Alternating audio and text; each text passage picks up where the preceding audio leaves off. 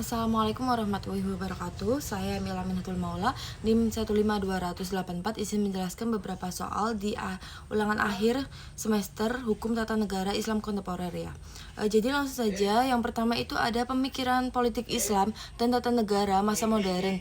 Jadi pemikiran politik dan tata negara itu ada beberapa tokoh modern Islam seperti Jamaluddin Al-Afghani, terus ada Muhammad dan Rashid Ridho memiliki pengaruh yang signifikasi dan perkembangan pemikiran politik dan sosial di dunia Islam pada abad ke-19 dan awal abad ke-20. Yang pertama ada Jamaluddin Al-Afghani.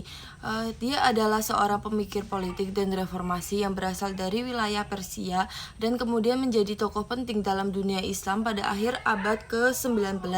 Dia mendorong persatuan dunia Islam dan menekankan pentingnya pendidikan modern dan reformasi sosial sebagai cara untuk mengatasi keterbelakangan umat Islam. Pemikiran cenderung nasionalis dan pan-islamis dengan visi membebaskan dunia Islam dari penjajahan asing, membangun sebuah persatuan Islam yang kuat. Yang kedua itu ada tokoh Muhammad Abduh. Muhammad Abduh itu adalah seorang ulama Mesir yang berpengaruh pada akhir abad ke-19 dan awal abad ke-20. Dia adalah salah satu pemikir reformasi terkemuka, merupakan tokoh utama dan gerakan Islam.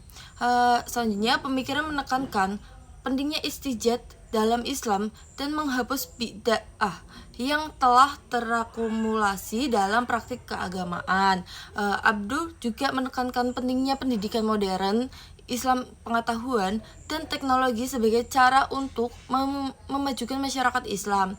Yang ketiga itu ada tokoh Rashid Ridho ya. Jadi Rashid Ridho ini adalah seorang ulama dan pemikir dari Timur Tengah yang hidup pada awal abad ke-20. Pemikirannya mencerminkan pengaruh pemikiran modern dan reformis serta ketertarikannya pada perbandingan antara Islam dan Barat. Dia mengembangkan konsep Islam modern yang mencoba menggabungkan prinsip-prinsip Islam dengan perkembangan modern. Yang kedua itu ada soal pemikiran politik Islam dan tata negara di Indonesia. Jadi apa sih yang dimaksud itu? Pemikiran politik Islam di Indonesia tidak bisa dilepaskan dari sosok peran Muhammad Nasir. Jadi Muhammad Nasir itu mengemukakan sebuah pendapat dari pemikirannya mengenai hubungan Islam dengan kebangsaan, bahwasanya agama merupakan sebuah kaidah-kaidah persoalan perilaku, batas-batas dan dalam hubungan antar manusia secara kebudayaan masing-masing, serta hubungan sosial kemasyarakatan. Selain itu, pandangan Nasir tentang kemestian pendirian sebuah negara ini memiliki kesamaan dengan pemikiran politik Ibnu Taimiyah yang mengemukakan memimpin dan mengendalikan rakyat adalah kewajiban asasi dalam agama. Bahkan pelaksanaan agama tidak mungkin terrealisasi kecuali dengan adanya kepemimpinan. Terkandung hukum-hukum kenegaraan dalam ajaran Islam, menurut Nasir adalah suatu bukti bahwa Islam tidak mengenal pemisahan antara agama dan negara. Menurut Nasir, seorang Islam otomatis harus berpegang pada ideologi Islam dalam politik. Perintah Allah harus dijalankan bukan hanya dalam soal-soal ibadah, tapi juga mencangkup soal-soal kemasyarakatan. Dalam soal-soal kemasyarakatan segalanya diizinkan kecuali yang nyata-nyata dilarang Allah Subhanahu wa Ta'ala. Bahkan Nasir mengingat bahwa sistem yang berasal dari bukan Muslim bisa saja diterapkan dalam negara Islam apabila sistem itu baik. Nasir memang telah tiada, namun ia mewariskan ide atau gagasan pemikirannya yang mahal dengan langkah itu. Yang ketiga itu ada soal hubungan antara Islam dan negara di era kontemporer. Jadi hubungan antara Islam dan negara di era kontemporer menunjukkan variasi yang signifikasi di seluruh dunia. Beberapa negara menerapkan prinsip-prinsip Islam dalam struktur hukum dan pemerintah mereka, sementara yang lain mempraktikkan prinsip-prinsip sekuler yang terpisah dari agama. Ada upaya untuk menemukan keseimbangan antara nilai-nilai Islam dan mayoritas dengan beberapa negara mengadopsi model negara sekuler dengan mekanisme perlindungan hak-hak individu yang sejalan dengan nilai-nilai Islam. Namun demikian, konteks politik, budaya, dan sejarah masing-masing negara memainkan peran penting dan menemukan bagaimana Islam dan negara saling berinteraksi dalam masyarakat kontemporer. Hubungan antara Islam dan negara telah mengalami sejumlah dinamika, meskipun banyak negara muslim mengadopsi prinsip-prinsip Islam dalam sistem hukum dan pemerintahan mereka.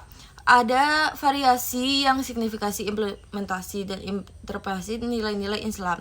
Beberapa negara hukum Islam secara ketat, yang lain tidak condong secara hukum. Baik, untuk soal keempat itu ada sistem politik dan tata negara yang diterapkan di Malaysia dan Brunei.